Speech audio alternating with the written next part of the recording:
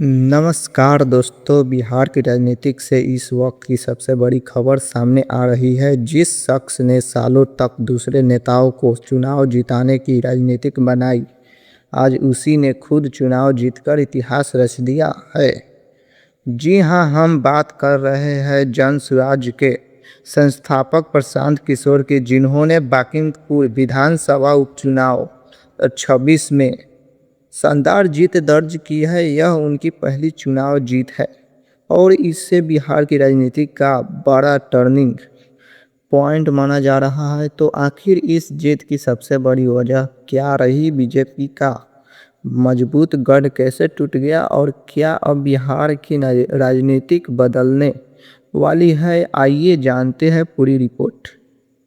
बांकीपुर विधानसभा seat को लंबे समय से बीजेपी का सबसे सुरक्षित गढ़ माना जाता था। पिछले करीब 30 वर्षों से इस सीट पर बीजेपी का दबदबा रहा, लेकिन इस बार नतीजे बिल्कुल अलग रहे। प्रशांत किशोर ने न सिर्फ चुनाव जीता, बल्कि यह भी साबित कर दिया कि अगर जनता बदलाव का मन बना ले तो सबसे मजबूत राजनीतिक समीकरण भी बदल सकते हैं। इस जीत को बिहार की राजनीति में एक नई शुरुआत के रूप में देखा जा रहा है।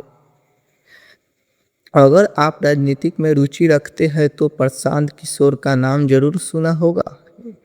वे देश के सबसे चर्चित चुनावी राजनीतिकारों में गिने जाते हैं। उन्होंने अलग अलग समय पर कई बड़े नेताओं और राजनीतिक दलों के लिए चुनावी राजनीति तैयार की, लेकिन अब उन्होंने खुद राजनीति में कदम रखा और जन स्वराज पार्टी की स्थापना की। लंबे समय तक पूरे बिहार में यात्रा करने, लोगों से मिलने और अपनी बात रखने के बाद आखिरकार उन्होंने पहली बड़ी चुनावी सफलता मिली है।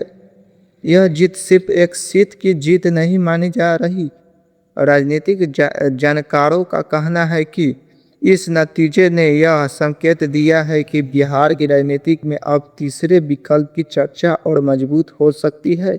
दूसरी तरफ बीजेपी के लिए यह परिणाम चिंता का विषय माना जा रहा है, क्योंकि जिस सीट पर वर्षों से पार्टी मजबूत स्थिति में थी, वहां हार का सामना करना पड़ा। पार्टी नेतृत्व ने भी नतीजों के बाद समीक्षा की बात कही है।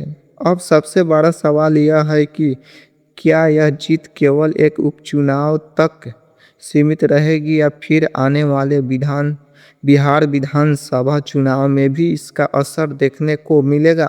क्या जन स्वराज राज्य की राजनीति में बड़ी ताकत बन पाएगी? क्या प्रशांत किशोर मुख्यमंत्री पद की दौड़ में मजबूत दावेदार बनेंगे?